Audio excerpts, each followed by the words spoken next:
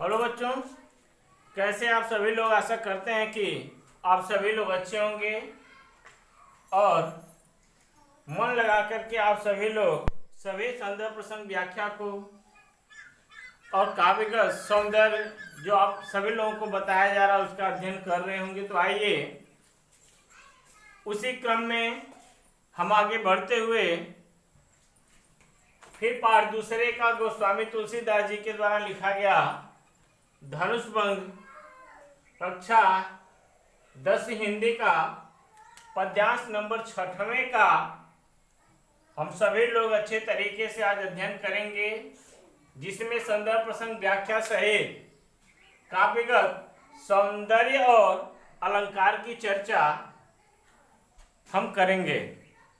तो आइए लेट न करते हुए इस पद्यांश का हम शुरुआत करते हैं और देखते हैं इसमें क्या क्या बातें लिखी गई हैं। आप ध्यान से देखेंगे। भूप शयानप सकल सिरानी,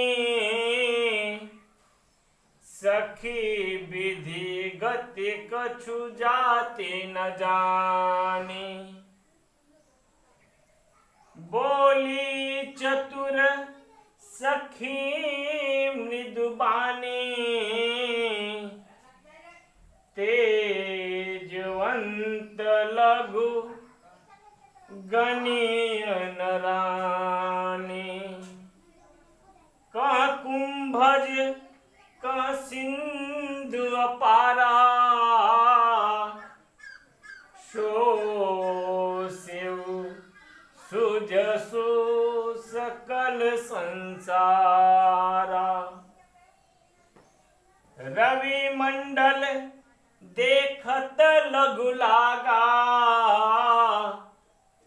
उदयता सुति भुवन तम भागा। आइए एक बार और इसका हम अध्ययन करेंगे, उसके बाद से संदर्भ प्रसंग और व्याख्या पे हम चर्चा कर लेंगे। तो ध्यान से आप देखेंगे एक बार और। भूप शयानप सकल सिरानी, सखी विधि गति कछु जाति न जानी। बोली चतुर सखी मृदुबानी, तेजवंत लघु गणीय नरानी।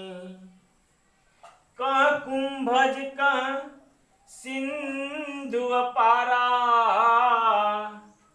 सो शिव सुजसु सकल संसारा। रवि मंडल देखत लघु लागा, उदयता सुति भुवन तम भागा। इसके पहले आप सभी लोगों को प्रसंग अच्छे तरीके से हम समझा दिए हैं। तो प्रसंग में हम पूर्ववर्त लिख दिए हैं, आप प्रसंग को देख लीजिएगा। संदर्भ को हम पढ़ा चुके हैं। संदर्भ आप पूर्ववर्त इसलिए लिखे हैं कि उसके पहले पढ़ाए हैं, तो आप देख लीजिएगा। प्रसंग इसी के आधार पर प्रसंग हम लिखते हैं। जो देखिए क्या है प्रसंग में, हेडिंग बना करके आप ध्यान से इसको देखें।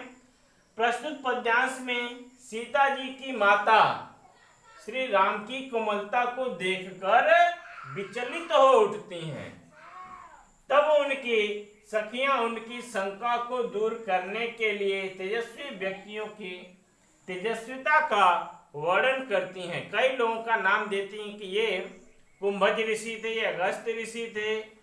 इनके तेजस्वी कीर्तियों के बारे में बता करके किसको, सीता जी की माता को वह समझाने का प्रयास कर रही हैं। तो ऐसा आप किसमें लिखेंगे, प्रसंग में। व्याख्या आप देखेंगे ध्यान से। भूप शयानप सकल सिरानी, सखी विधि गति कछु जाति न जाने। भूप माने राजा, शयानप माने बड़े बड़े, राजागण, सकल संसार के राजागण क्या हो गए, धनुष को नहीं तोड़ पाए।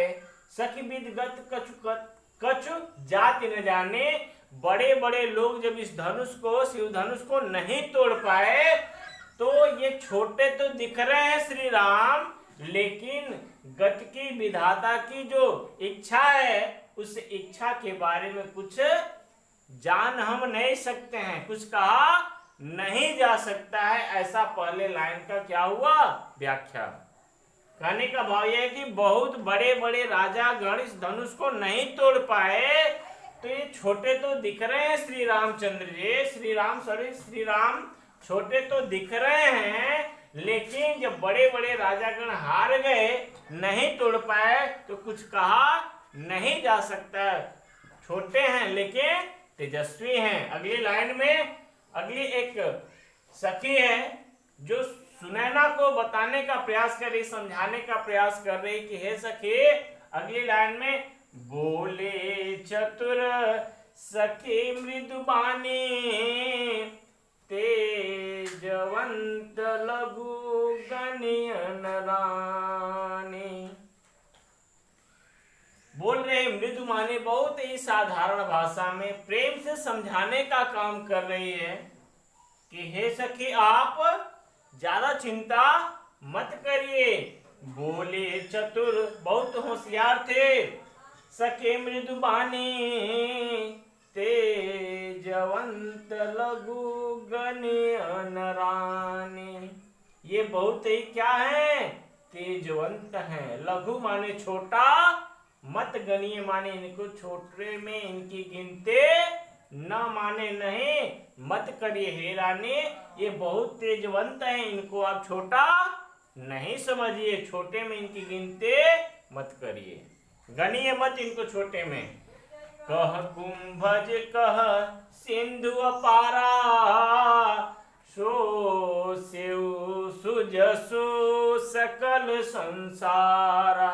अब अगले लाइन में वही चतुर सखी इनको बताने का फिर से प्रयास कर रही है। देखें आप ध्यान से कि कह कुंभज कह सिंधु अपारा, सो सेउ सुजसु सकल संसारा। बता रहे कि ये कुंभज जो ऋषि हैं, जो घड़े से पैदा हुए, वह सिंधु माने महासागर, अपार महासागर को क्या किए, सोख लिए। अपार महासागर को क्या किए, सोख लिए। सो सेव सुजसु सकल संसारा, और इनकी ऐसी कृतियों के वजह से ही सकल संसार में इनका नाम है। तो हे सके, इस श्री राम को आप इतना छोटा मत समझिए। अगली लाइन में आप ध्यान से देखेंगे कि रवि माने रवि मंडल देखत लघु लागा, उदयता सूति भुवन तम भागा। देखिए ध्यान से, रवि किसका पर्यायवाची होता है, सूर्य का। और सूर्य कैसे है, बहुत छोटे से सुबह सुबह आपको दिखाई देते हैं, लेकिन रवि मंडल देखत लघु लागा, उदयता सूति भुवन तम भागा। देखने में लघु माने क्या होता है, छोटा। देखने में सूर्य कैसे दिखाई देते हैं, लघु माने छोटे से दिखाई देते हैं, लेकिन जैसे ही उदय होते हैं तैसे ही तासु त्रिभुवन, तम माने क्या होता है, अंधकार। तम माने अंधकार। जिस प्रकार से सूर्य छोटे दिखाई देते हैं, लेकिन उदय होने पर सभी तीनों लोकों का तम माने अंधकार भाग जाता है, उसी प्रकार से श्री राम जी जो हैं ये छोटे दिखाई केवल दे रहे हैं, ये छोटे दिखाई दे रहे हैं, लेकिन ये बहुत ही तेजवंत हैं, तेज हैं। जिस प्रकार से सूर्य के उदय होने से पूरा संसार उजालामय हो जाता है, उसी प्रकार से आप चिंता मत करिए और इस धनुष को अवश्य ही श्री राम तोड़ देंगे। ऐसा ये सभी सखियां किसको समझा रही? सीता जी की माता सुनैना को। ऐसा आप व्याख्या में लिख देंगे। और यहाँ आप देख रहे हैं कि इस लाइन में आपका अनुप्रास अलंकार हो जाएगा। अनुप्रास अलंकार के बारे में आप लोगों को बार बार करें कि किसी भी कविता में, पदावली छंद में अगर किसी भी वर्ण की पुनरावृत्ति बार बार होती है तो ऐसी स्थिति में वहां पे अनुप्रास अलंकार हो जाता है। तो ध्यान से आप देखें, आप घबराइए मत, आराम से देखिए। देखो स है, स है, स है, स है। इस लाइन में कई जगह आपको क्या क्या दिखाई दे रहा है? स दिखाई दे रहा है, इसलिए यहाँ पे आपका अनुप्रास अलंकार हो जाता है। कौन सा अलंकार हो जाएगा? अनुप्रास अलंकार। इस तरह से ये पद्यांश छठवां आपका जो धनुष भंग क्लास 10 हिंदी का है ये कंप्लीट होता है। काव्यगत सौंदर्य की बात किया जाए तो आइए हम काव्यगत सौंदर्य को देख लेते हैं। भाषा अवधि है, गुण प्रसाद है, छंद आपका चौपाई है, शैली प्रबंध और विवेचात्मक है, रस वीर रस है। आप इस पद्यांश को अच्छे तरीके से समझने का प्रयास करेंगे तो बहुत सारी चीजों को आप समझ पाएंगे। और तब तक के लिए आप सभी लोगों का मैं बहुत बहुत धन्यवाद देता हूं।